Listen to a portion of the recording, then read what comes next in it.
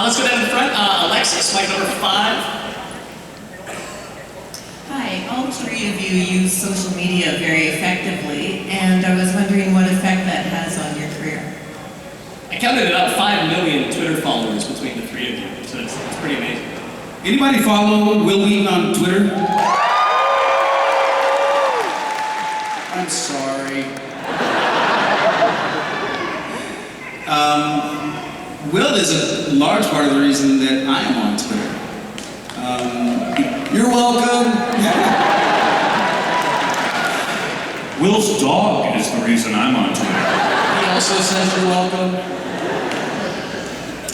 It has had a profound effect on my career because I'm just an early adopter of things that I think are disruptive technologies. And I think Twitter is a wonderfully disruptive technology.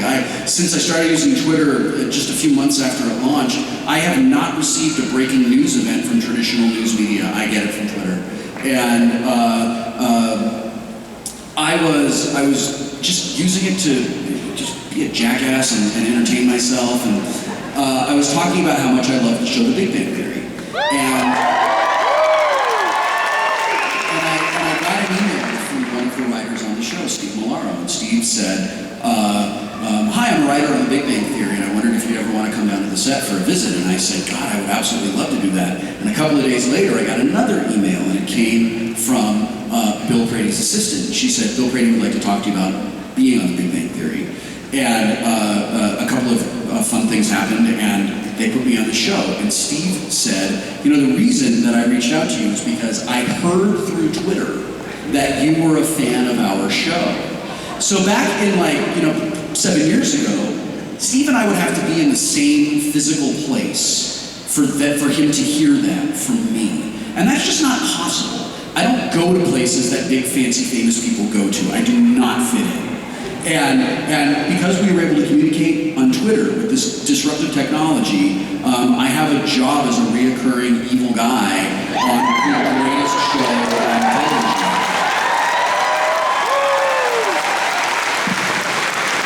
Just as one example.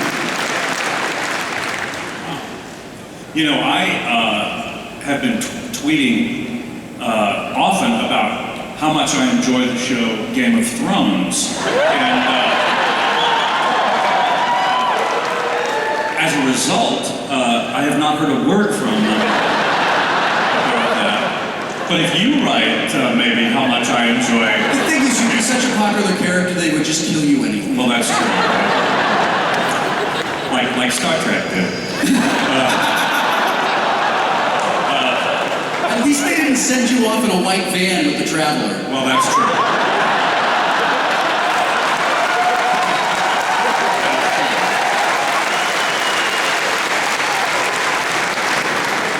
Well, I love a good Eric Menyuk joke, don't you? It killed You don't everywhere. get to make them as often as you want to. No? But you guys did make it on The Big Bang Theory anyway. We did. Both LeVar and I were on Big Bang, and Once again, Wil Wheaton leading the way. exactly, yeah. I just like to... Where do you guys want to go next? Yeah. Game of Thrones. Me too. So much. I just like to be around Will these days, just to learn from him. You know, I just to study with him.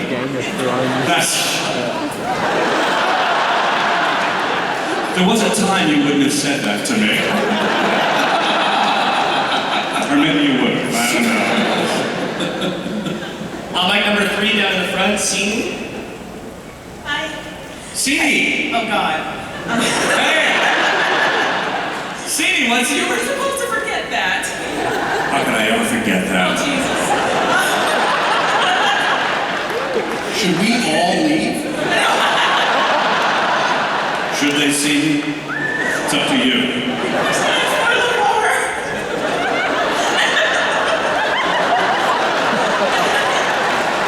Is that all right with you, Brent? The question is for LeVar.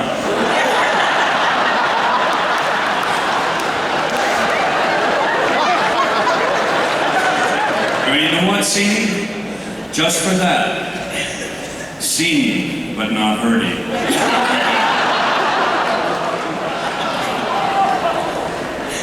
Oh, good, there we are. Are we up there sometimes? No wonder you can see our lips moving. It's great. All right. Okay, so the question has to do with reading Rainbow, because I'm huge.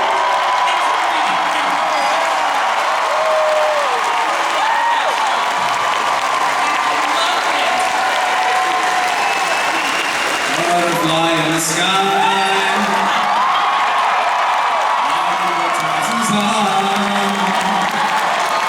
Take a look, it's in the book. Wow.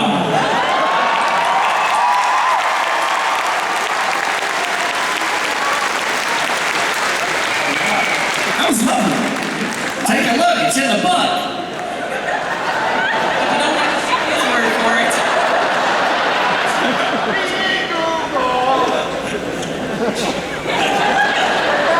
The band recorded a theme song before you came out, too. So my question is this. Oh, Sadie, you're still there. I am. Sad but true. My question was this. I remember that there was one episode where you actually went behind the scenes in Star Trek. And I was wondering, how did you feel about that? I remember being so excited as a kid. And I just wanted your thoughts on it. I was very excited to share my 2 jobs and not have to commute anywhere for a week. And do you remember the name of the book, The Bionic Bunny Show? And one of the things that I will never forget was being shown by Academy Award winner Rob Legato, who recently won an Academy Award for Titanic. Aviator. Aviator. Which.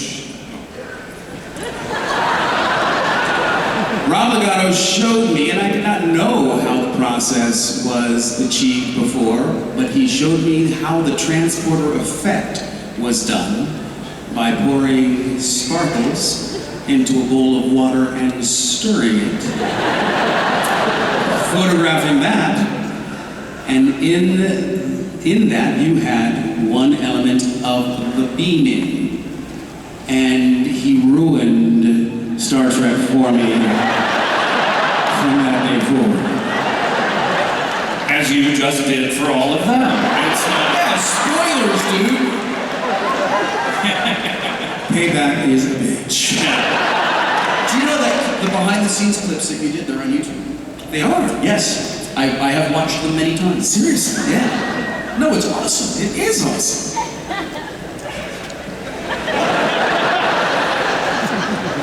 And read The Aviator to see Brent's money. Thank you. A very brief moment with Marty, as I call him. Bike number 6, upper left, David. Hello. I just had a question for Wil Wheaton. Now that you're on a recurring character on the Big Bang Theory, what is it like having people come up to you and they'll say, "Oh my gosh, you're Wil Wheaton," or they're wearing the T-shirts "Wil Wheaton Crushers"? What is that like compared to when people would come up to you in comparison to when you're recurring? I'm so sorry. I see you all the time. Dear God, you're real. You're here. So anyways. What is it like when fans come up to you and just say that they see you all the time in the living rooms?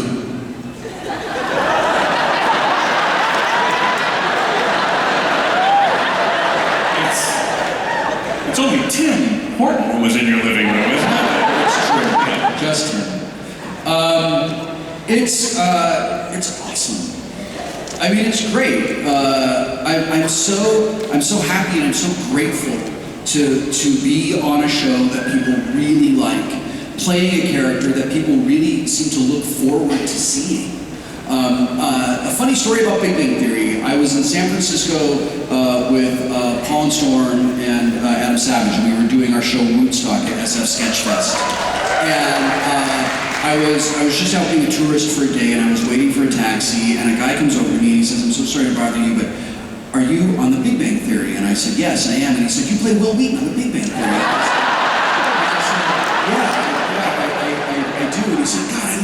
you're so funny. I love the things that you do with Sheldon. So I talked a little bit about working with Jim Parsons, and he says, I'm so sorry, this seems really awful, but I don't know what your real name is.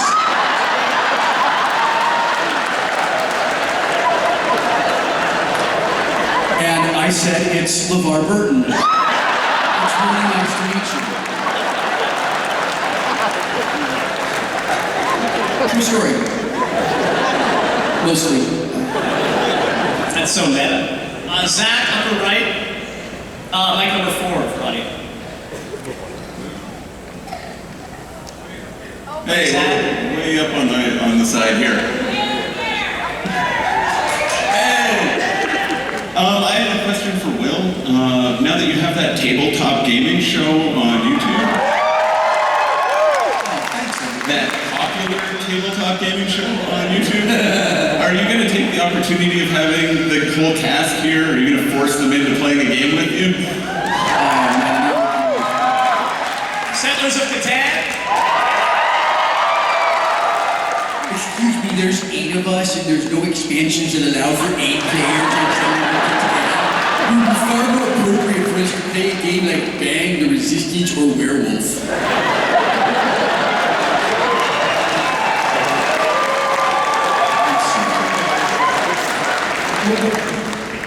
What is he talking about?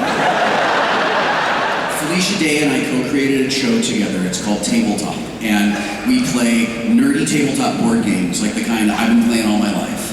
And we get our friends to come over to play the games with us. So it's sort of like celebrity poker plus dinner for 5 with nerdy board games instead of a poker game or dinner. And there's, it was a lot of fun to do. There's 20 episodes. We shot 20 episodes in 10 days. And they're coming out every other Friday on her YouTube channel, Geek and Sundry. So if you want to see it, you can go to youtube.com/geekandsundry or tabletop.geekandsundry.com. And honestly, to more seriously answer your question, it would mean the world to me if I could get all these guys to come play on our show. But I think that is logistically very unlikely to happen. It's not even about logistics, really.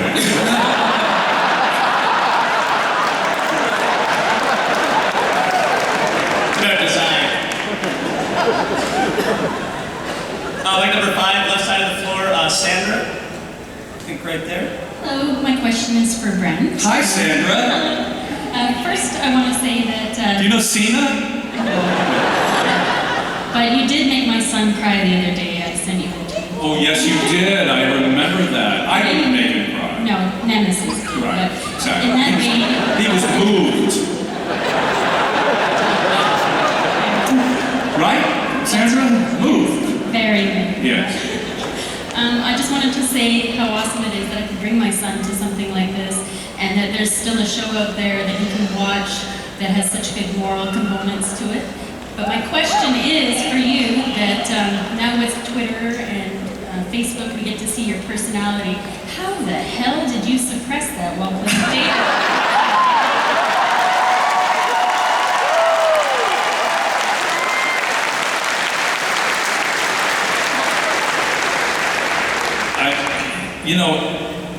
I only suppressed it when they said action. Isn't that the truth? Yeah. These guys saw it all the time. It was, but we rehearsed. We laughed all the way up to the word action. And then we became professional. Well, some of us. Well, exactly. Because Marina was there, right? Right. Yes. Yeah. But it was hard, it really was. But I'm glad that now I have the opportunity to let you all know just who I am. And let me begin with an apology. Sandra, thank you so much for watching the show and for encouraging your son to watch the show. I hope Star Trek in some form is on forever and ever, and I think it will be.